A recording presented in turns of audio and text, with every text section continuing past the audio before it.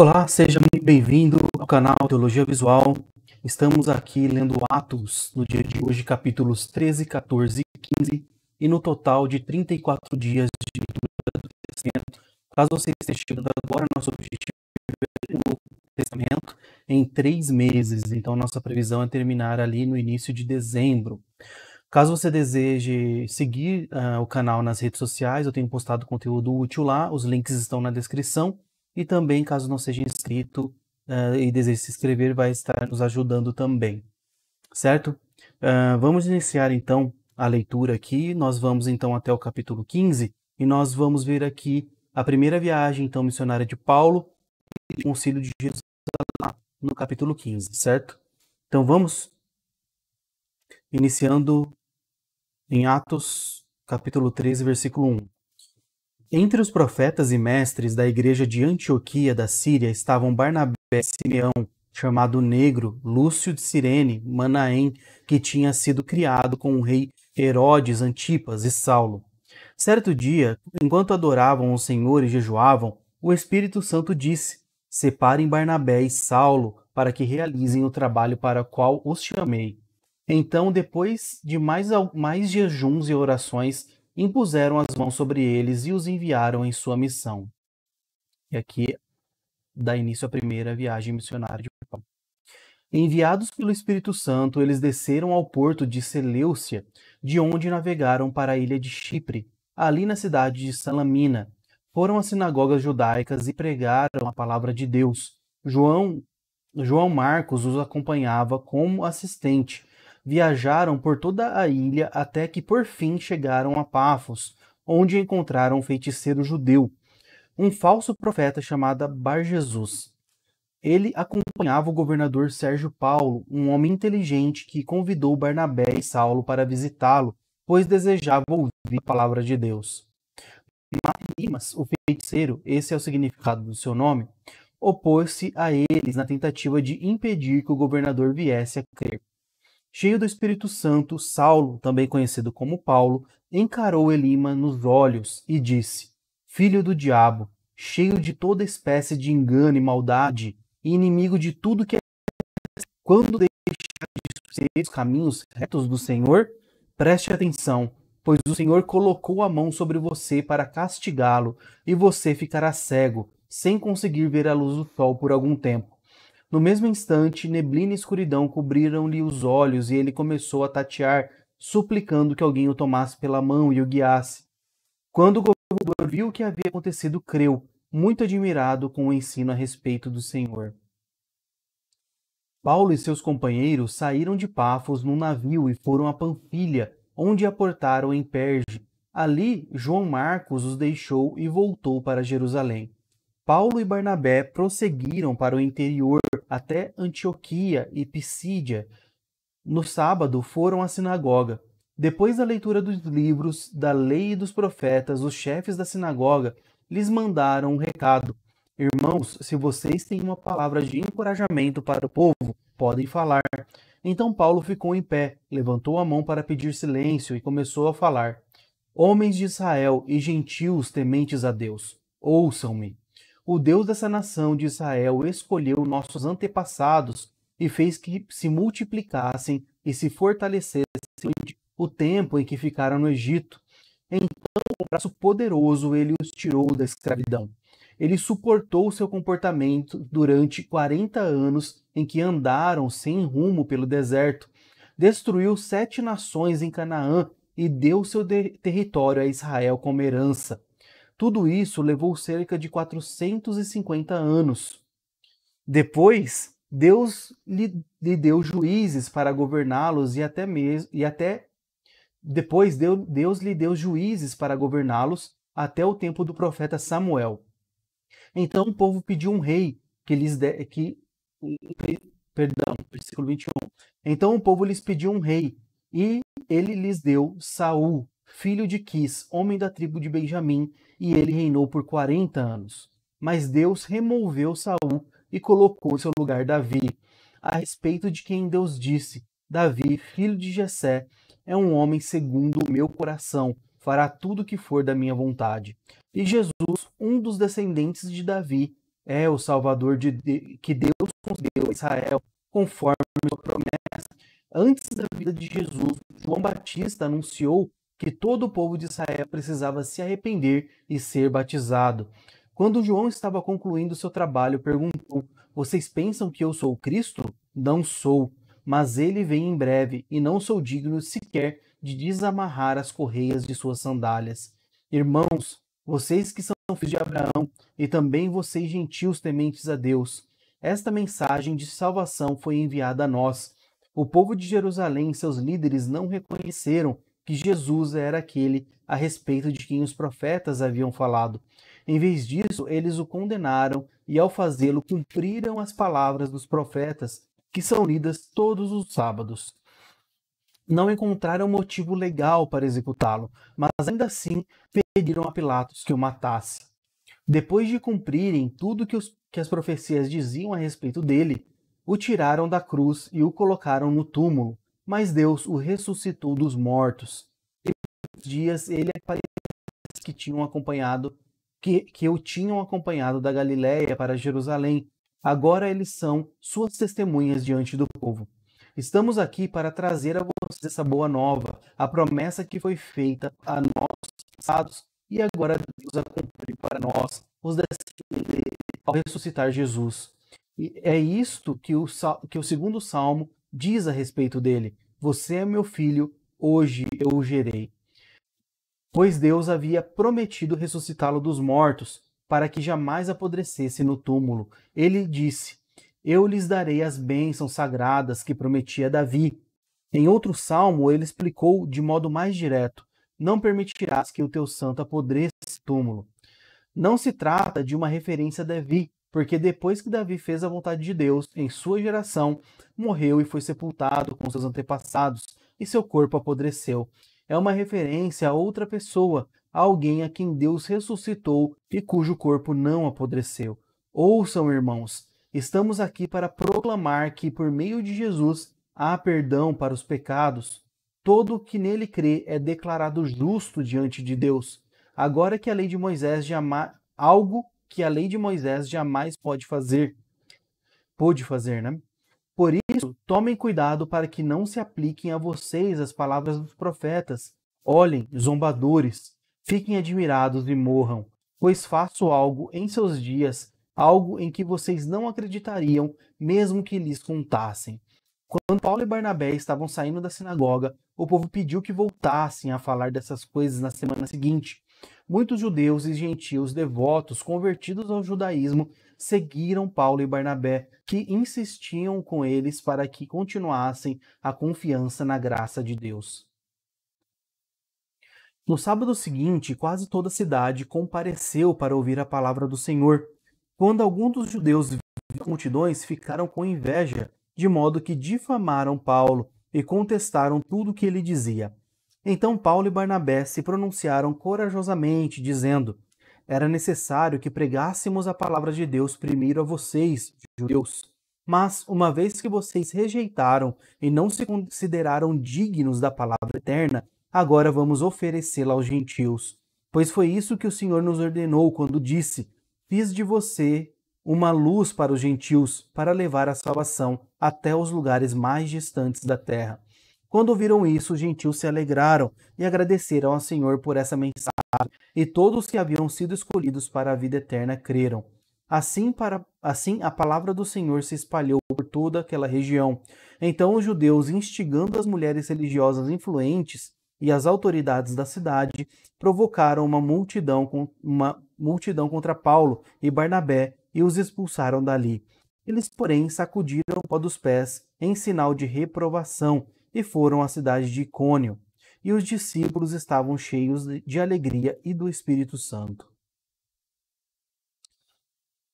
Então, capítulo 4 de Atos, capítulo 14 de Atos. Em Icônio, Paulo e Barnabé também foram à sinagoga judaica e falaram de tal modo que muitos creram, tanto os judeus como os gentios.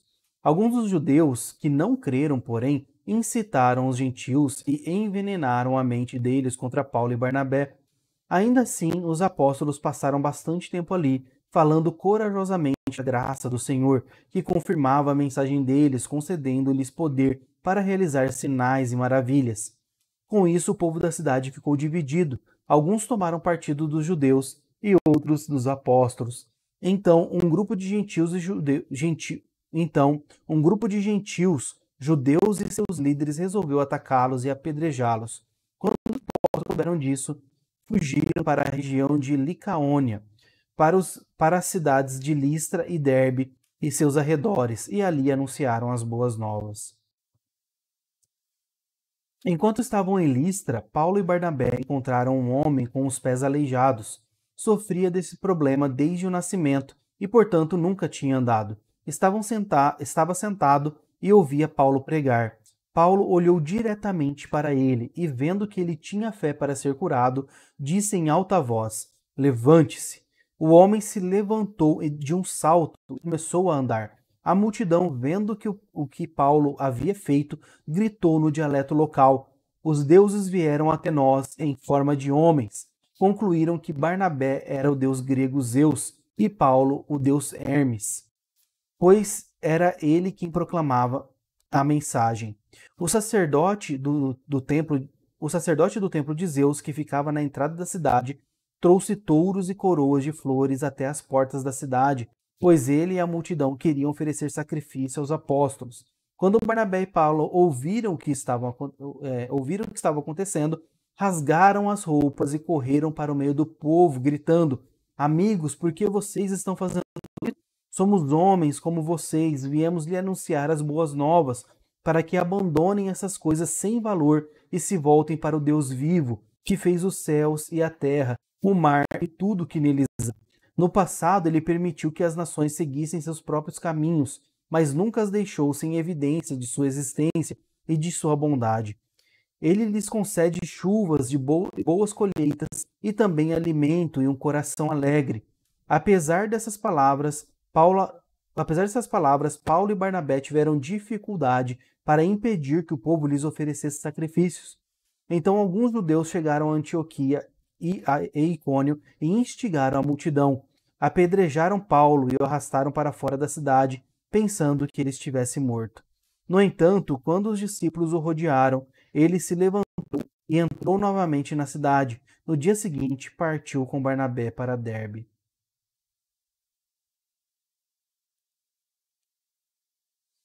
Depois de terem anunciado as boas novas em Derbe e feito muitos discípulos, Paulo e Barnabé voltaram a Listra, Icônio e Antioquia da Pisídia, onde fortaleceram os discípulos. Eles o encorajaram a permanecer na fé, lembrando-os que é necessário passar por muitos sofrimentos até entrar no reino de Deus.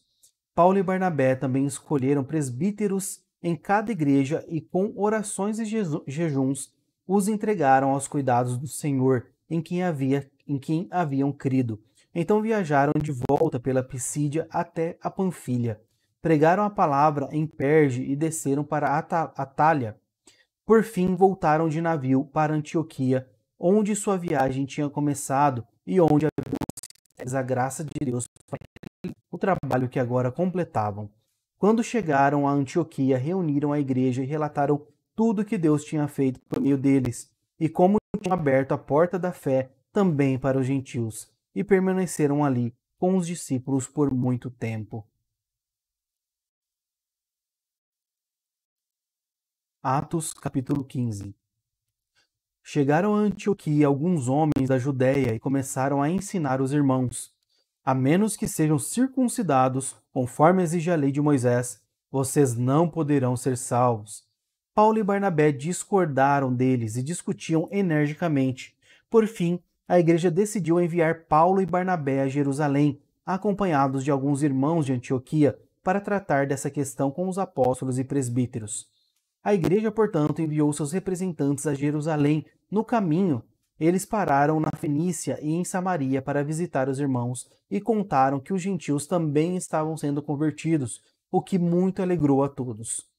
Quando chegaram a Jerusalém, foram bem recebidos pela igreja, pelos apóstolos e presbíteros e relataram tudo o que Deus havia feito por meio deles.